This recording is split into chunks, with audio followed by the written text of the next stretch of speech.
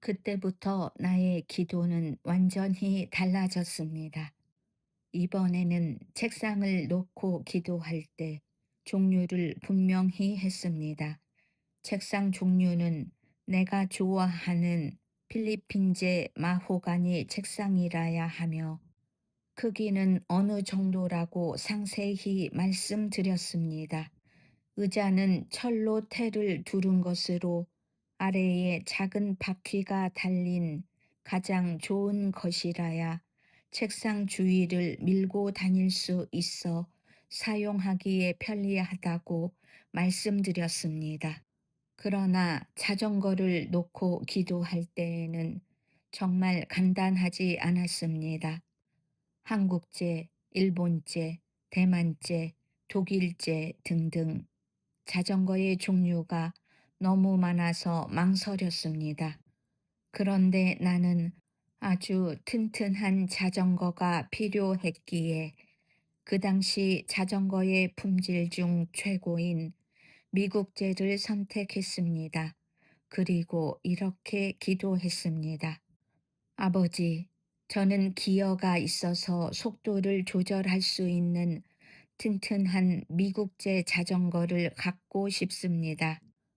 나는 하나님께서 내가 드린 기도대로 착오 없이 응답하시도록 분명한 말들로 항목들을 요청했습니다.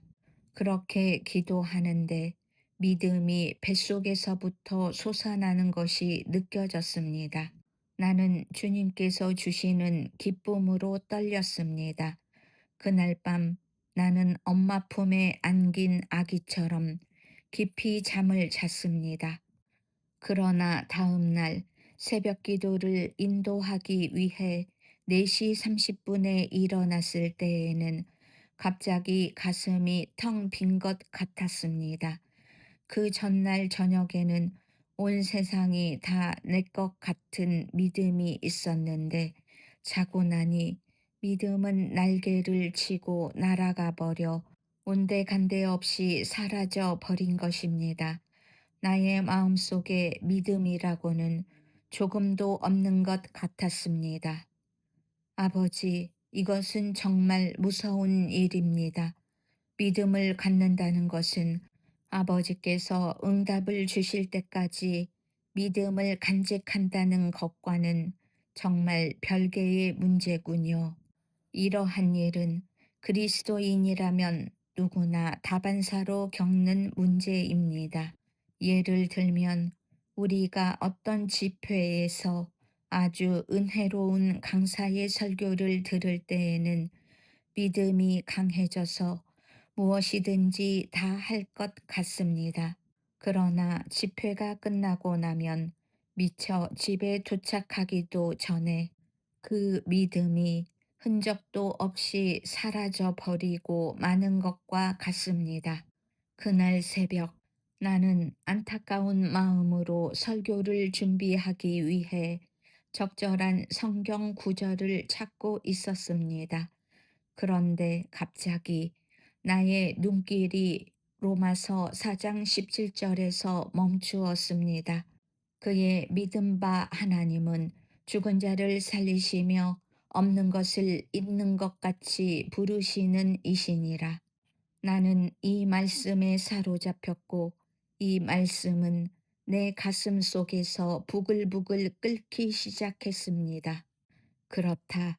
나도 없는 것을 있는 것 같이 부를 수 있다.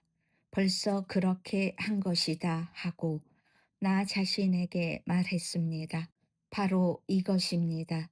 나는 어떻게 믿음을 간직할 것인가에 대한 문제의 해답을 이 성경 구절에서 얻은 것입니다. 할렐루야.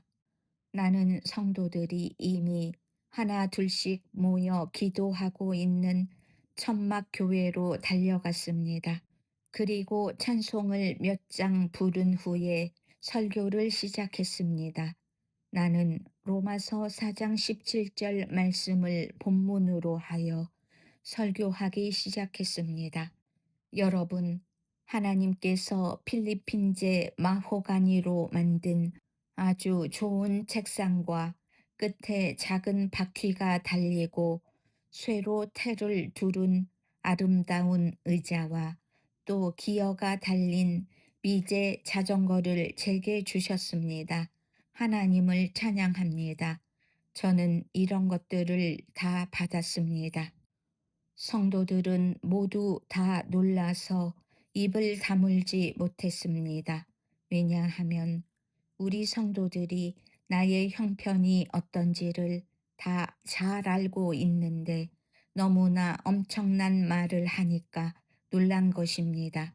내가 계속 하나님께서 주신 선물들을 자랑하자 우리 성도들은 혹시 뭐가 잘못된 것이 아닌가 하고 귀를 의심하는 듯 했습니다.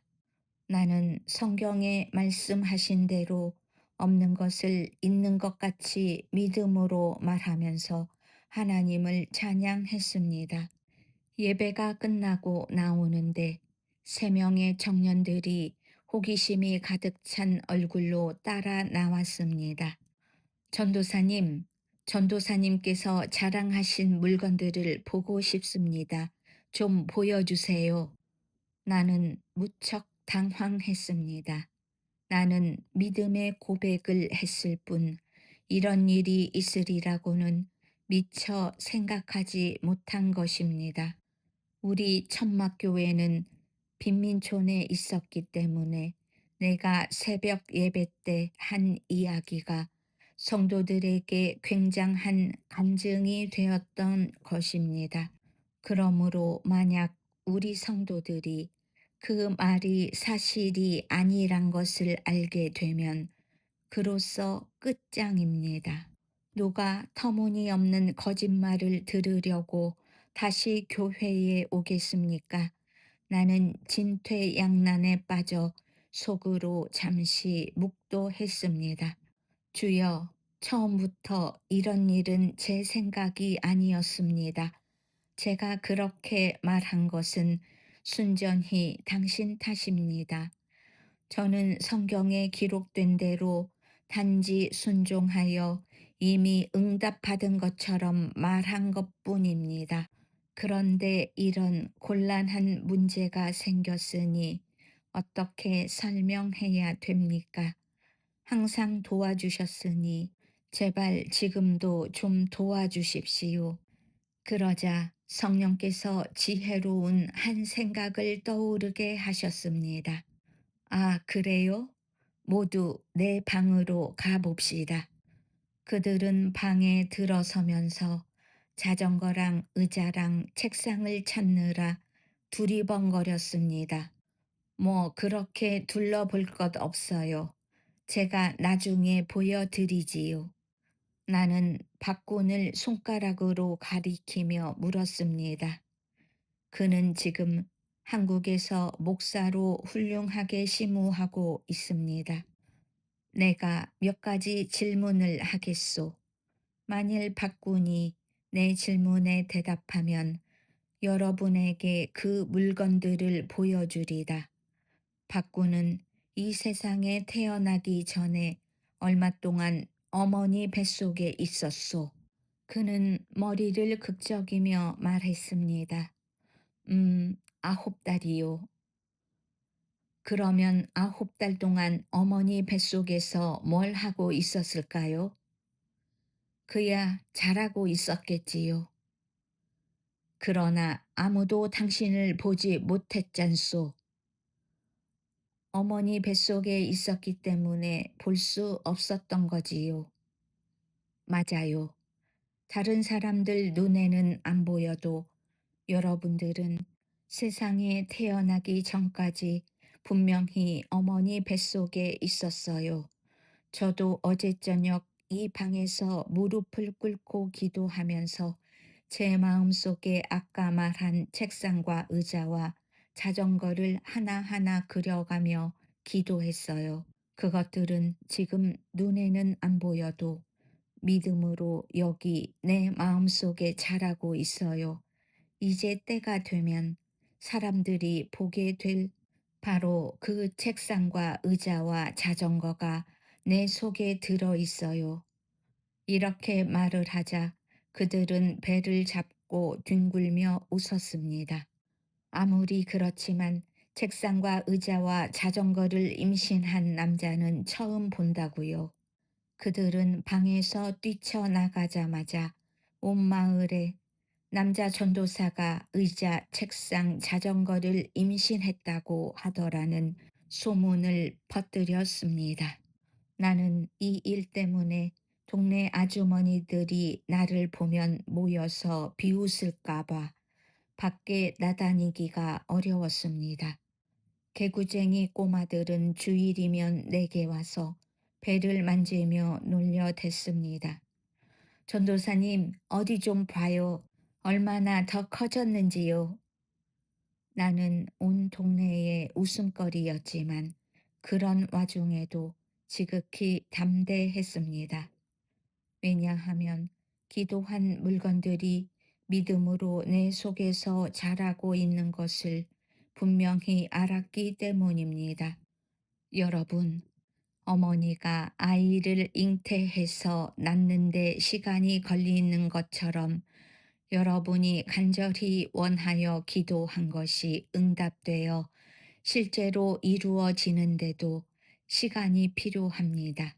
나는 이 원리를 되새기며 계속 기도한 물건들을 주실 주님께 찬양을 드렸습니다. 그리고 이미 받은 줄로 믿고 감사하고 입술로 줄기차게 시인했습니다. 마침내 하나님의 때가 되자 내가 기도한 대로 하나님께서 정확하게 응답하셨습니다. 기도한 내용과 조금도 어긋나지 않았습니다.